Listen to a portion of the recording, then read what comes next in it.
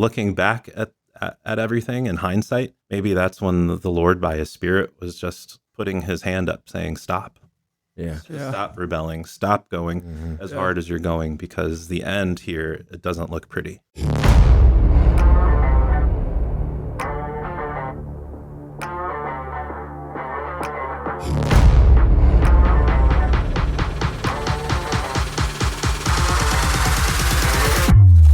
This is Fixed on Jesus.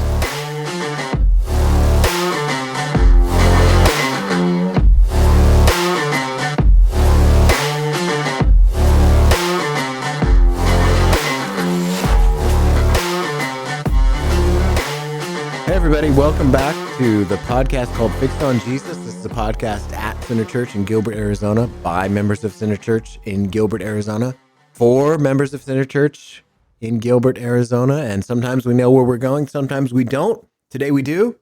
We have a special guest with us today, don't we, Mark? Yes, we do. And I believe his full name is Francis. Is that correct? Francis Edward. Francis And Edward. if you're not a member of Center Church in Gilbert, Arizona, should they listen?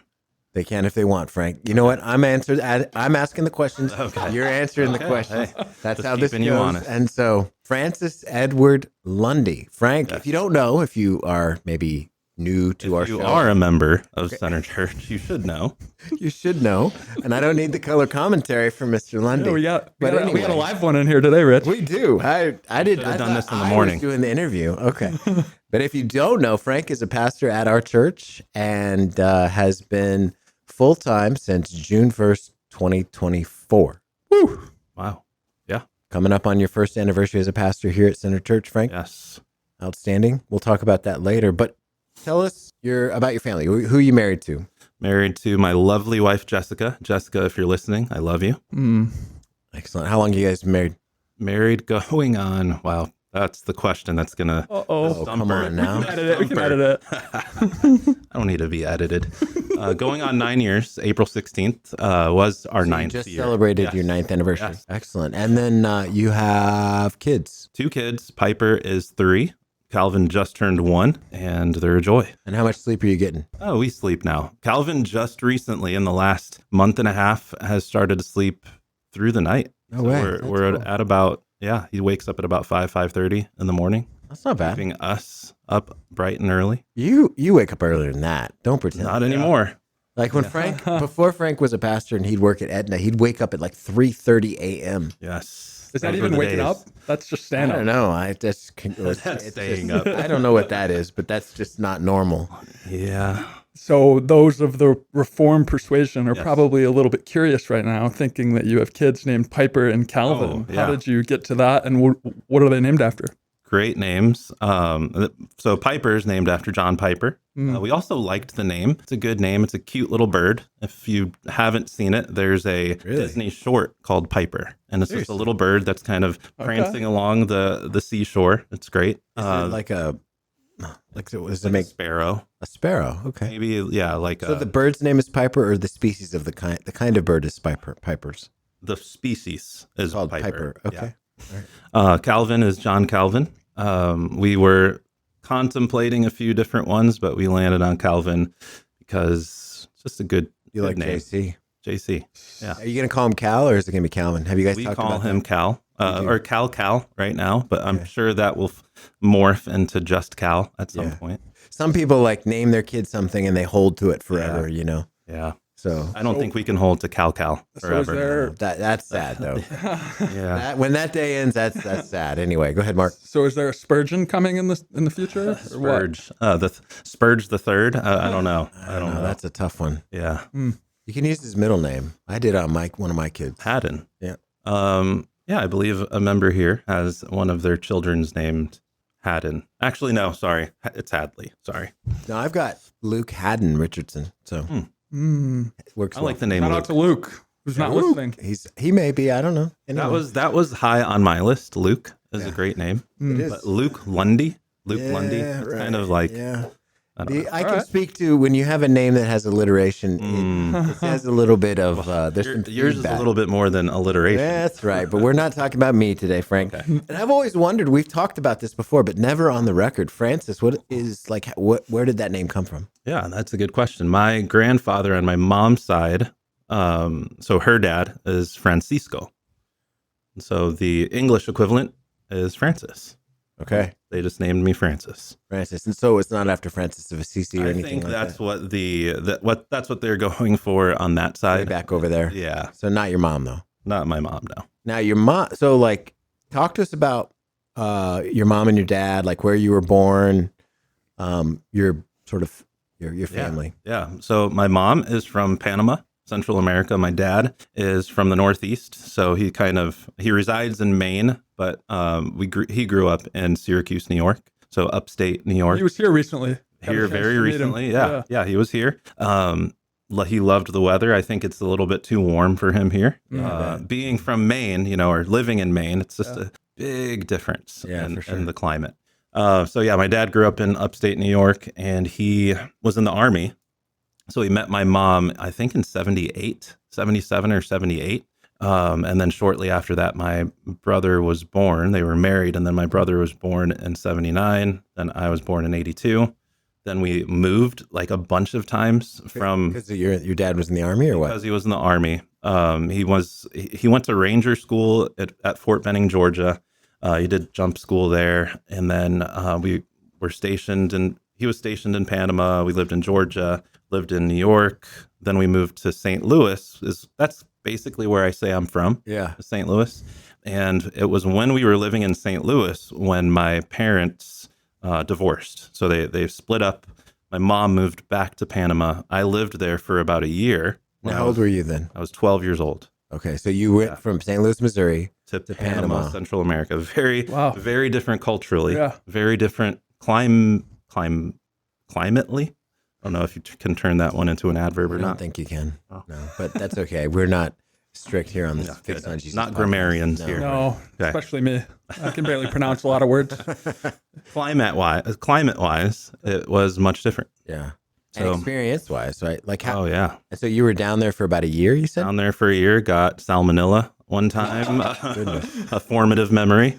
Let's see what else happened in Panama. It was a cool place. I mean, going to a third world, a developing country. I wouldn't call it third world. Let's just call it developing. It was eye-opening. And how long ago was this roughly? This was in the mid-90s. Okay. Yeah. All right. And is that where you learned to speak Spanish? I learned in Panama. Yep. That's where I learned. So if you don't know, Frank is bilingual. Both of these gentlemen are. No, I am not. Attempting bilingual. I don't. Frank is They're both really humble and bilingual. Frank is. There you Well, go. here's the irony, and Frank can just jump in on this, which is hilarious. Jessica, his wonderful wife, is very white. Very white and But very bilingual. Her Spanish is better than our brown friend. Am I right? Yes. Correct? Am I Much wrong better. about No, that? Not wrong at all. I mean, it's remarkable. Why is that, Frank? She studied. She studied hard. She lived in Peru and she lived in Malaga, Spain. So she did some semesters abroad in those two places. She was wanting to move back to Peru when I swept her off of her feet and persuaded her else. Now, have you guys ever thought about, hey, let's talk, like speaking Spanish at home around the kids so that they can be bilingual? Now we have to. Oh, well, no. We do it more to keep secrets from them, right? Yeah, exactly. Right. That's That works. well, that's what we have to do. But you could speak in English because you're better in English than Spanish. She could speak in Spanish to the kids, and you guys could have two bilingual kids. We could. Is that not I think the with vision of the Lundy Piper family? it would pass, but with Calvin, people would be like, how does this kid know Spanish? Yeah. He's our That little makes it all the better. That makes it all the better. Yeah. He is a kind of a weirdo. Yeah, he is. Yeah. That's love okay. him, though. That's awesome. Well, so you were about 12 when you were in Panama. Was 12 in there Panama. Sports or Yeah, what so was your I played leisure? baseball basically all growing up, all of through Panama. high school. Yeah, lots. Yeah, big time baseball country. But also St. Louis is too. Yeah, and then I'm moving back to St. Louis. It was a big thing for me and my brother. It was one of the ways that we coped, I think, in a way, over our parents' divorce. Just kind of diving into sports and just being the best that we could be, the best athletes we could be. Yeah. If you're thinking of, let me just make sure I set the record straight here. If you're thinking of Frank as a 12-year-old, kind of a small little... We're going to post that picture. We are. Post that picture. We're going to put in the show notes a picture of Frank when he was 12. Yes. Like He when looked Frank 40. was 12, looked like he was 18. He looked... I have a picture of when I was 12 and I looked like I was much 9. different now, do I? No, you look about the same. Wow. Which was remarkable. When I was 12, I looked like I was 9. Yeah. And so it was kind of a shocking thing. And so you grew quickly, yes? Grew quickly. Yeah. And so that meant you pitched. I pitched. I played all over. I remember pitching as a kid. I think I was like 14 at this time, maybe 13. And I was playing up. Playing U18. Stud. But parents would yell like, "Where's his driver's license? Where's his passport?" You're shaving at this point. When you're I had a little goatee going, yeah. 12 or 14. I could put beads in it at that time. Gracious. Okay. Oh, Heather, are you going to find that picture? Yeah, she will. Yeah, she will. We'll get that in the show notes for sure. And yeah, the parents would just yell and yeah, it was fun. And so did you and your brother live with your dad? Yeah, we lived with my dad in St. Peters, Missouri, a little suburb west of St. Louis. Okay. Now, were you guys, I mean, I know the answer to this. I'm asking for everyone else, but you're not in a Christian home, right? No. Yeah, it was probably the furthest thing from a Christian home. My dad was present with us as far as like going to our games and just always chauffeuring us around to those things until my brother started driving. Then he would get himself there, but he'd still show up at all of our games. He was just faithful to do that. Yeah. Always had food on the table, always had clothes on our backs. Excellent. Very, moral Sure. upbringing, but yeah, devoid of the gospel. Okay. So what were your teenage years like Yeah. without Jesus? Very rebellious, very dark, to put it simply. You got some youth kids listening now Yeah. too, and they want to hear. They want to hear all the wanna gory hear. details. No, not all the Not glory. all the details, but I was bad. I mean, I put up a facade. Like at school, I would, do what was necessary to get by. I did very well on tests. Didn't do any homework, I think, throughout all of high school. I had a couple coaches who would just kind of help the other teachers along and tell them, yeah, it's, Get him. just get them through. Yeah.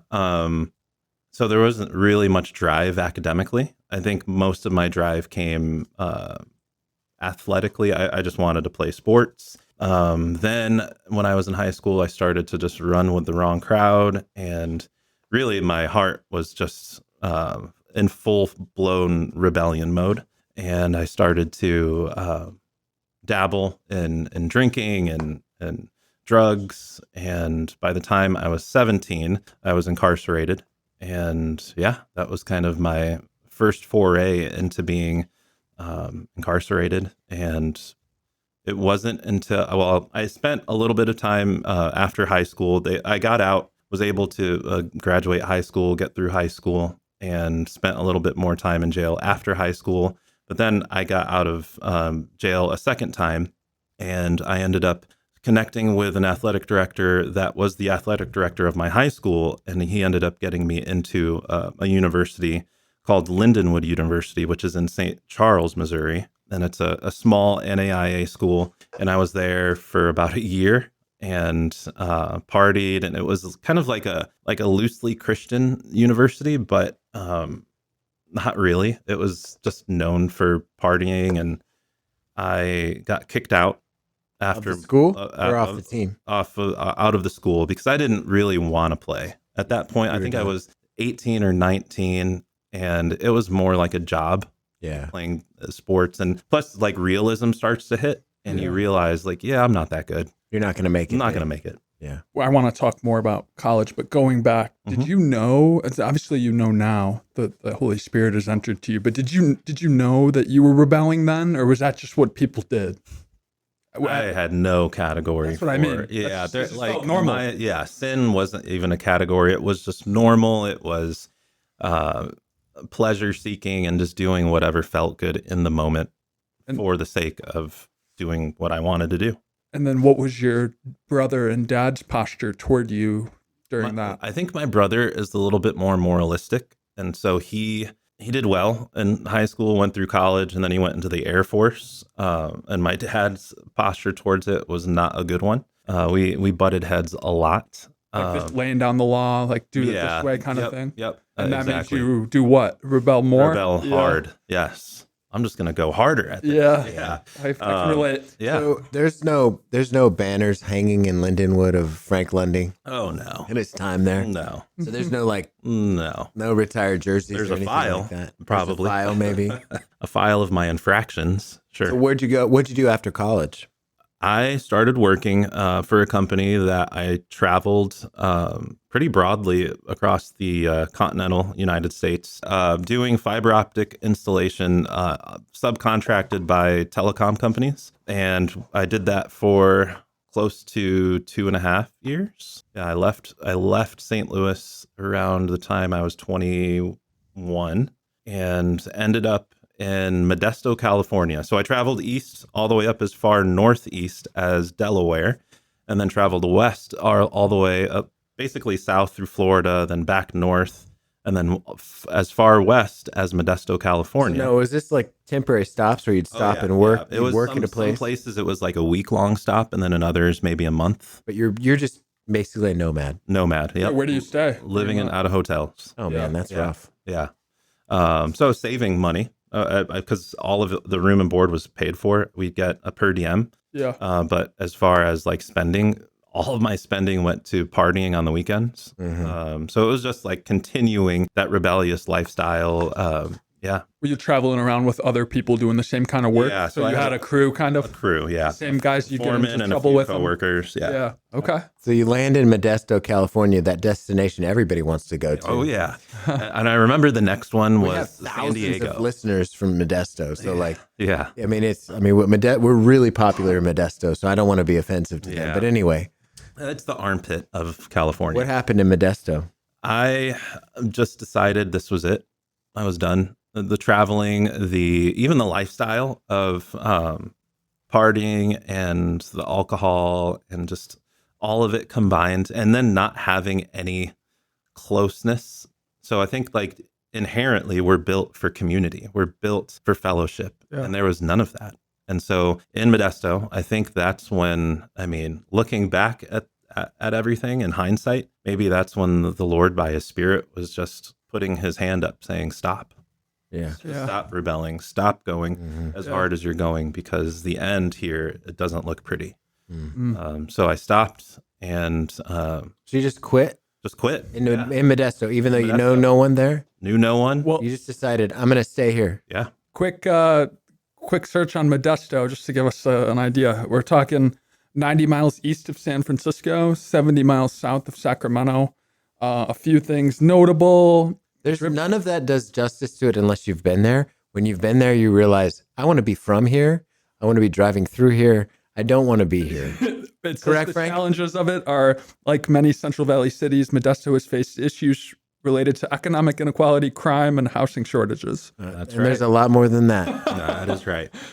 So yeah, I'm in Modesto, California, and I am just kind of searching for meaning without really knowing I was searching for meaning. And I happened to be paired up with a guy. I've ended up quitting my old job, starting a new job at a construction company that did something similar, but locally in the Central Valley. And so I was with a foreman who, he was a Spanish-speaking guy, but he spoke some broken English.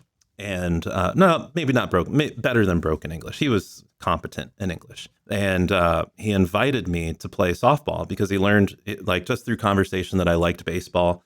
And I just thought, yeah, nah. Do you want to shout out his name just in case? Nah.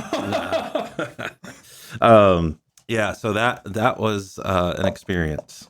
Yeah. You joined this a softball league, and is it the typical beer league that you would have expect for a foreman? That's a good question. It was a setup. All along it was a setup because I'm out there, I show up and I'm rough. I am chewing tobacco. I'm cussing. And I noticed that a lot of these guys, they look pretty similar. They're all, Mexican American, pretty clean shaven.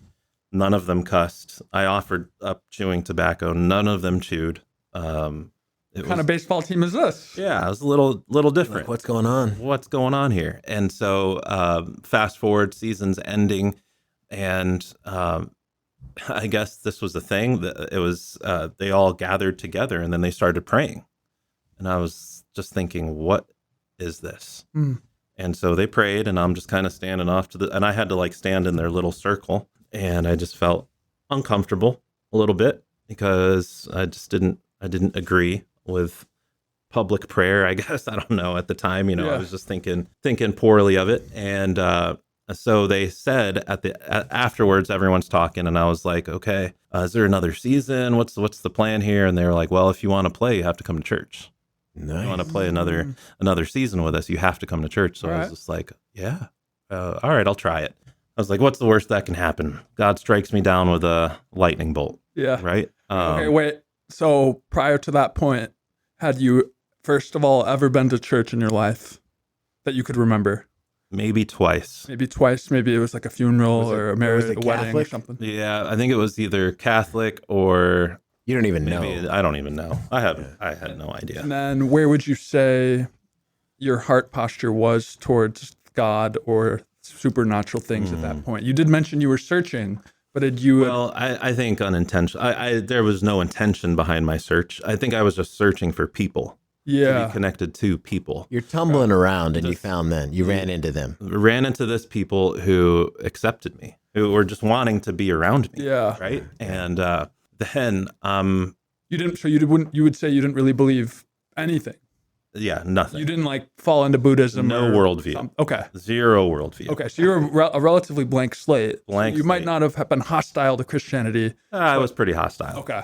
I didn't know why. You didn't know why.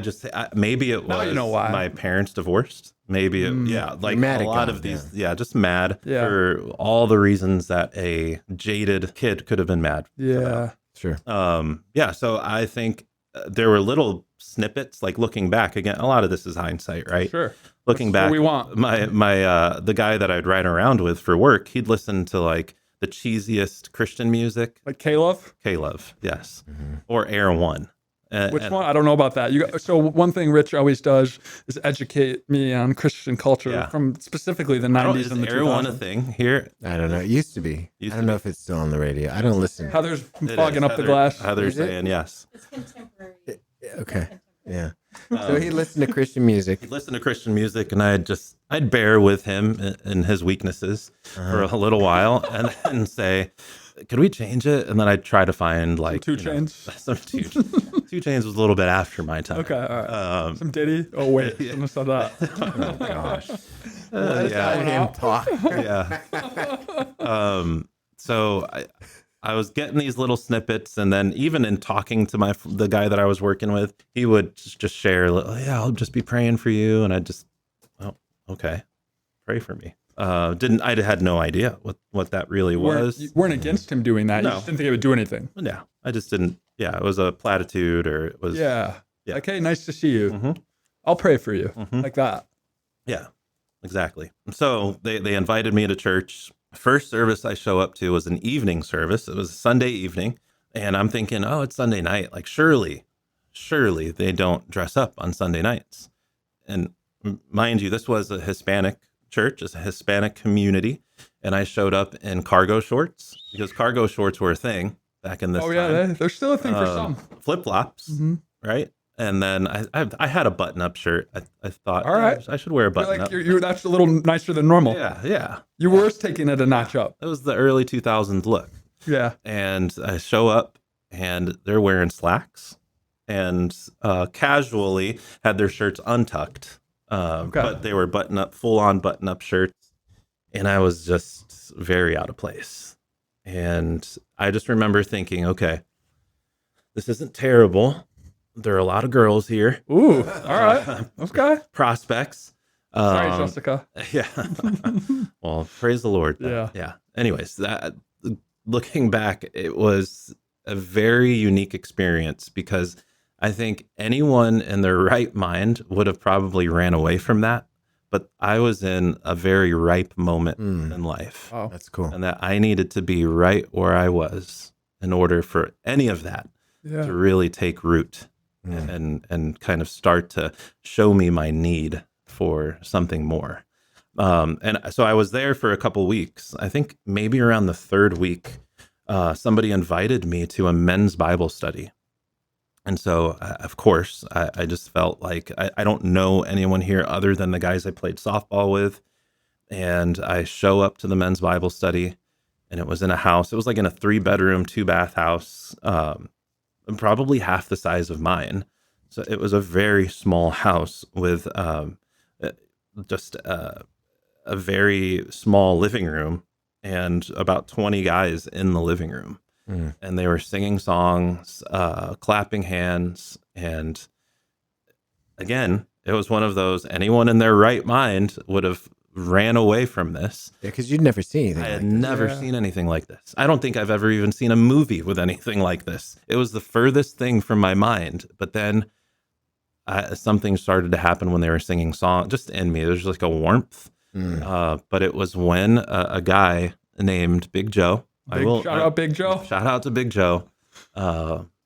He is like, I'm going to share my testimony. And when a guy named Big Joe says, I'm going to do anything, you let him do it. Yeah. Especially this guy, covered in tattoos, but just had a very big laugh and very warm smile. And he just started testifying to what the Lord had done in his life.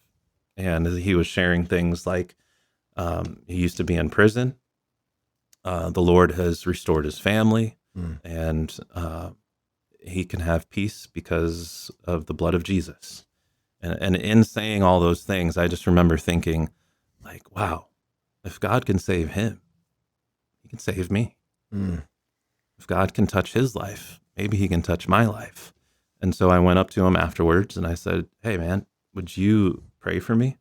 And it was the only time I think I've ever experienced something like this, but he just let out a big hearty laugh and put his arms around me, embraced me, and then prayed for me. And I think that's when the Lord just opened up my eyes to my need for a savior. That's outstanding. December 8th of 2004. Now, would you date your salvation, your conversion back to that date, or was that a trick question? No, I'm not trying to. I'm not trying to play.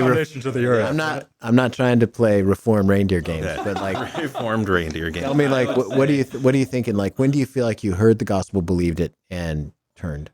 I think that was the start of the unveiling of my deeper need for the gospel. Gotcha. So you're trying to pinpoint your regeneration starting point? We don't have we don't have to do that. Wondering. Like, I don't think. I don't know. Like, if it was full regeneration. I'm not asking the question because not everybody has a conversion story where they can point back to the date. Mark can. Right. I can't. Yeah. But they're both miraculous. Yes. Yeah. Right. Yeah. And so, all works of God's Spirit. Mm-hmm. I'd say that's when the Lord opened my eyes to my sin and to the solution to my sin problem. Okay, gotcha. Yeah. That's excellent. And so did you stay connected in that church? Yeah, I stayed there for, that was 2004. I stayed 4 years. Oh, wow. I served probably 2 weeks after that date. So I started to serve on the worship team. Not sure how wise that was. I started to lead worship. I started to serve in the youth group and do different things. And then in 2008, around Thanksgiving, I moved out to Phoenix, Arizona. Now, why did you move to Phoenix? I had a friend who married someone whose dad planted a church in West Phoenix. And he was pastoring there. And he asked, you should just move out here. I mean, it was Modesto to Phoenix. Right, yeah. Move out here to like play a role in the starting in the church, or to like it was already up for a while. It was just to be a part, help in different ways. And did you feel like like that was a call from the Lord, or were you looking for a way to leave Modesto? Or I was looking for a way to leave. Okay. Yeah. Couple more things about Modesto. I want to hear how you got to Phoenix and what happened. You can't let go of Modesto, can you? I love Modesto. You know, it's more about that church that you got saved into. Because I too was saved into a church different from this one, and over time you start to understand Scripture more, and you, at this point, can probably look back and pinpoint some areas of concern or also some Or good things that differences, they did maybe, well. yeah. And differences would be a better word, a more gracious word. Hmm. So what are, from your theological point of view now, what was that church? Yeah. I was saved in a Pentecostal church, very heavy emphasis on the gifts of the Spirit, less of an emphasis on a God-centeredness and anchoring those gifts and usage of the gifts in Scripture. Really, I would say the gospel was preached. I would say that people were genuinely converted and saved through the ministry.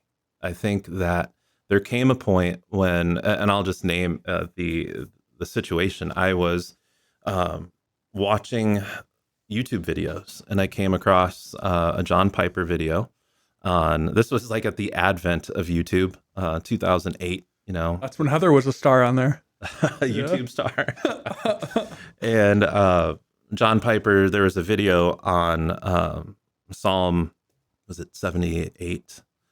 Guys, I have to look this up. Sorry. It's got to. That's okay. Next Generation? No, not Next Generation. 73. I was like a beast. Oh, yeah. 73, I think. 70. Nevertheless, I am continually with you. Yeah. So John Piper is going through, it was sermon jams. Remember sermon jams? Oh, yeah. They were No, like enlighten us, please. Okay, sermon jams were this Enlighten thing. He me. can't remember them because he never knew about them. Yeah, exactly. I'll send you the video, Mark. All Yeah, right. But it's basically like a sermon clip with some cool music played over the background. Okay. And it was, We should do that. I mean, it was Already been done. at a moment in time. I think New Calvinism was a thing. It was just this big reclamation of the doctrines of grace. And it was happening in the church at large. And, YouTube was one of the vehicles that was getting this out to the masses, right?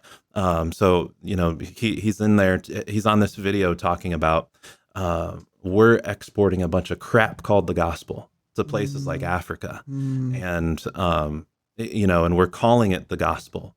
But what we're telling them is if you give, your pigs won't die. Gospel. Yeah. Yeah. Basically the prosperity gospel. And so he says, but what the gospel is when your wife goes crashing through the window and your little girl dies and then all you say is, I'm with you. You're right. You hold my right hand. You guide me with your counsel. Whom have I in heaven but you? And there's nothing on earth that I desire besides you. My heart and my flesh and my heart may fail, but God is the strength of my heart and my portion forever. That's the gospel. And when he said that was a total shift in the way that I viewed the world, a total shift in the way that I viewed myself in this world, a total shift in everything. It radically transformed. And sometimes I even think about, was that my conversion? Was I truly converted? That's what I was going to ask. I think that, but I think that the Lord in His grace had me on a path, and that was a point in the path to just disciple me through a YouTube video to show me the grace that's in the gospel through that medium, and that was the moment where I realized, when I heard those words, that's the gospel. I realized, wait. Everything else we're doing, that's not the gospel. Everything we were doing at that church, that isn't the gospel. And I need to be somewhere where the gospel is proclaimed. And that set me on a